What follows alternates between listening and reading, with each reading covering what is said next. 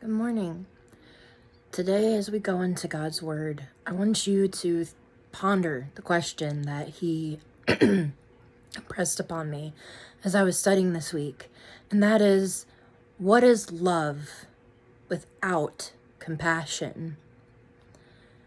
In an early edition of Today in the Word, a true story was related as British statesman and financier Cecil Rhodes, whose fortune was used to endow the world-famous Rhodes Scholarship, was a stickler for correct dress, but apparently not at the expense of someone else's feelings. A young man was invited to dine with Rhodes, arrived by train, and had to go directly to Rhodes' home in his travel-stained clothes.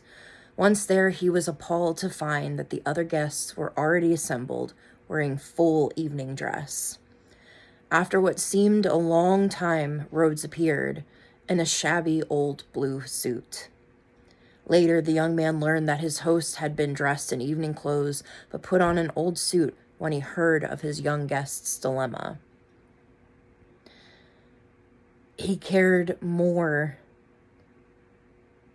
for the feelings of embarrassment and possible shame and displacement of one of his many guests, rather than his penchant for fashion and decorum. In Matthew chapter 16, verses 13 to 18, it says, "When Jesus came to the region of Caesarea Philippi, he asked his disciples, 'Who do people say that the Son of Man is?' 'Well,' they replied, 'some say John the Baptist, some say Elijah, and others say Jeremiah or one of the other prophets.' Then he asked them, 'But who do you say I am?' Simon Peter answered, 'You are the Messiah, the Son of the living God.' Jesus replied, 'You are blessed, Simon, son of John, because my Father in heaven has revealed this to you. You did not learn this from any human being. Now I say to you that you are Peter, which means rock. And upon this rock I will build my church, and all the powers of hell will not conquer it.'" Now you might hear those verses and think, what on earth does this have to do with compassion? Well, let's look at the story of Peter. Now, that was in Matthew chapter 16. Previously, in Matthew chapter 14, verses 22 to 31, it says, "Immediately after this, Jesus insisted that his disciples get back into the boat and cross to the other side of the lake while he sent the people home. After sending them home, he went up into the hills by himself to pray. Night fell while he was there alone. Meanwhile, the disciples were in trouble far away from land, for a strong wind had risen, and they were fighting heavy waves. About 3 o'clock in the morning, Jesus came toward them, walking on the water. When the disciples saw him walking on the water, they were terrified. In their fear, they cried out, 'It's a ghost!' But Jesus spoke to them at once. 'Don't be afraid,' he said. 'Take courage. I am here.' Then Peter called to him, 'Lord, if it's really you, tell me to come to you, walking on the water.' 'Yes, come,' Jesus said. So Peter went over the side of the boat and walked on the water toward Jesus. But when he saw the strong wind and the waves, he was terrified and began to sink. 'Save me, Lord,' he shouted. Jesus immediately reached out and grabbed him. 'You have so little faith,' Jesus said. 'Why did you doubt me?' This was before he decided that Peter was going to be the rock on which he built the church. And I know that Peter gets a lot of flack for his doubt in that, but he was the only person that asked, 'Can I come out? Can I come to you if it's really you?' He's the only one that had faith enough to even step out of the boat. Then we look later on in his story in John chapter 18, verses 10 to 11. Then Simon Peter drew a sword and slashed off the right ear of Malchus, the high priest's slave. But Jesus said to Peter, 'Put your sword back into its sheath. Shall I not drink from the cup of suffering the Father has given me?' Jesus told them straight up what was going to happen, that he was going to be betrayed and he was going to die. They knew this was coming. Anger still filled Peter enough to act. In Matthew chapter 26, verses 69 to 75, it says, "Meanwhile, Peter was sitting outside in the courtyard. A servant girl came over to him and said, 'You are one of those with Jesus the Galilean.' But Peter denied it in front of everyone. 'I don't know what you're talking about,' he said. Later, out by the gate, another servant girl noticed him and said to those standing around, 'This man was with Jesus of Nazareth.' Again, Peter denied it, this time with an oath. 'I don't even know the man,' he said.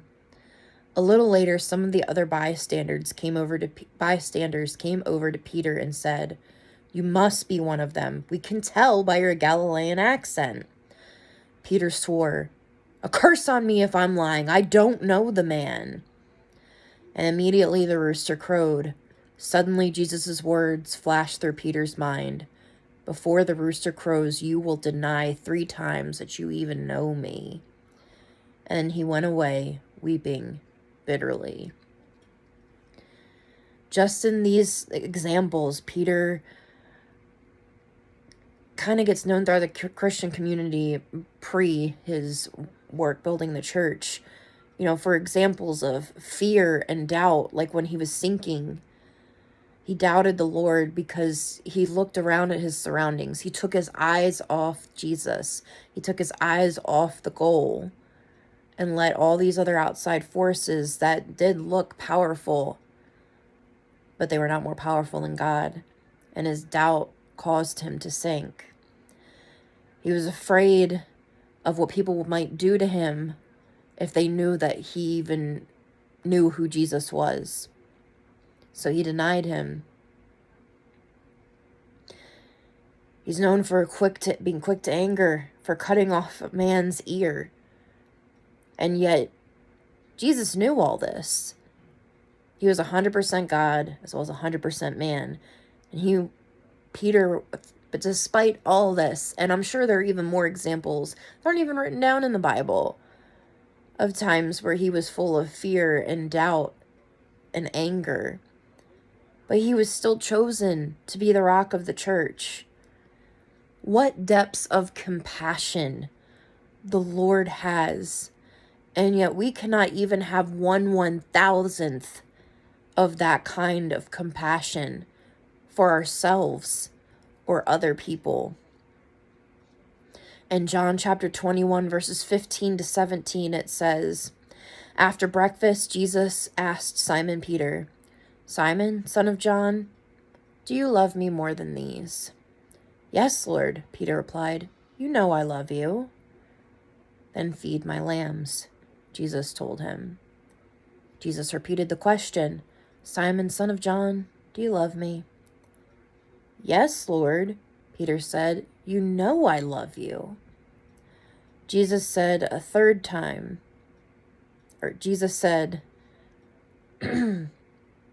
"Take care of my sheep." A third time he asked him, "Simon, son of John, do you love me?" Peter was hurt that Jesus asked the question for a third time. He said, "Lord, you know everything. You know that I love you." Jesus said, "Then feed my sheep." I truly do not believe that it was an accident that Jesus asked Peter 3 times if he loved him. Peter, whom God called to be the rock of his church, was also the one who denied him 3 times when he was betrayed. Can you imagine the level of guilt and shame Peter must have carried with him? He knew in his heart the Lord imparted to him the wisdom that Jesus is the Messiah, the Son of God. He knew that God changed his name from Simon to Peter. That meant the rock. for him to be reminded by his very own name that you are indeed the rock that my church is going to be built upon. And he couldn't even admit that he knew him. I believe that Jesus asking him 3 times and then telling him each time how to prove his love, show his love, that this was Jesus's way of restoring Peter, of letting him know, you're forgiven. I love you. You know that I love you. You know that I know that you love me. And here are 3 instructions, tools, if you will, on how to build my church. It was Jesus's way of letting him know, because he knew that for Peter to be able to say, I know everyone's saying these things, but I know who you are. You are the Messiah. Jesus said, you did not get this information from any man. God imparted this to you. He knew that Peter had the spiritual connection with God, with him, the spiritual mindedness to be able to understand things without having to spell them out. It was his way of saying, you are loved. You are still Peter, the rock on which I will build this church. You are restored. You don't need to keep thinking on these things. I'm not bringing up these things. It's time to move forward. Greater Good Magazine said this: compassion literally means to suffer together. Among emotion researchers, it's defined as the feeling that arises when you are confronted with another suffering and feel motivated to relieve that suffering. Jesus' compassion for Peter in that moment was by action, through reassurance, through a call to action to him. Compassion is empathy in action. And love, real love, without compassion, God wouldn't have sent his son. If real love didn't mean having compassion. His compassion for us, something that we are so easily blinded to, just as Peter was blinded by the storms. We are so much harsher on ourselves and those around us than God is, that a lot of times we project how we feel about ourselves and other people onto God. All these feelings of shame and disgust and hatred. Because if we can't have compassion, if we can't fathom it, then how can God? That we forget that we are made in his image, but thank God, he is God and not us. He is perfect, we're not. And thank God for his compassion, because he has it when we don't. He gives it when we will hold it.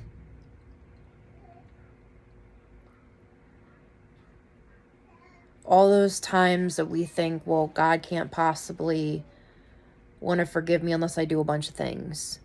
Even though it says plainly in the New Testament that this new covenant with Jesus dying on the cross, all we have to do is to recognize who he is, recognize our need for him, confess our sins, and ask him into our heart. We don't have to do any sacrifices. We don't have to, put ourselves in the corner or, beat ourselves up or not do the things that God has called us to do because we don't feel worthy. Because whether we're on track or we're backslidden, we're still not worthy, but God has deemed us worthy through his love, through his compassion. All these times that we are projecting these feelings onto God that he couldn't possibly.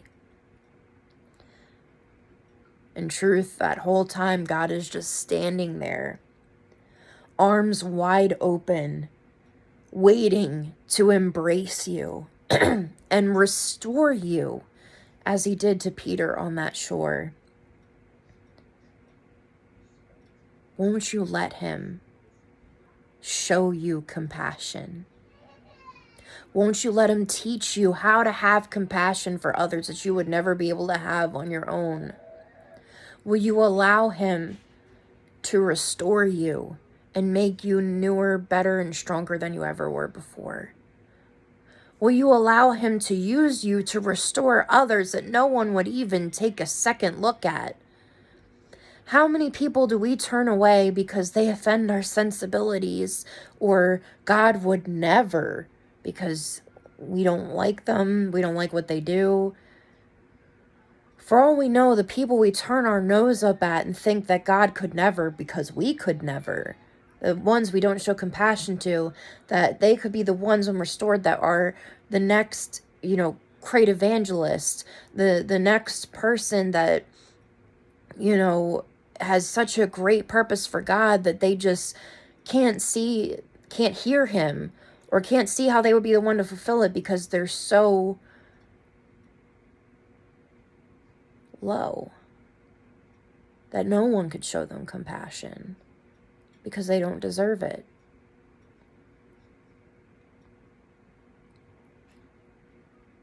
We can be used by God to be that difference, but we can't if our love for each other, if our love for ourselves, if our love for our family, our friends, complete strangers does not contain an ounce of compassion in it. And with God, in his great infinite love and compassion, the choice is always yours.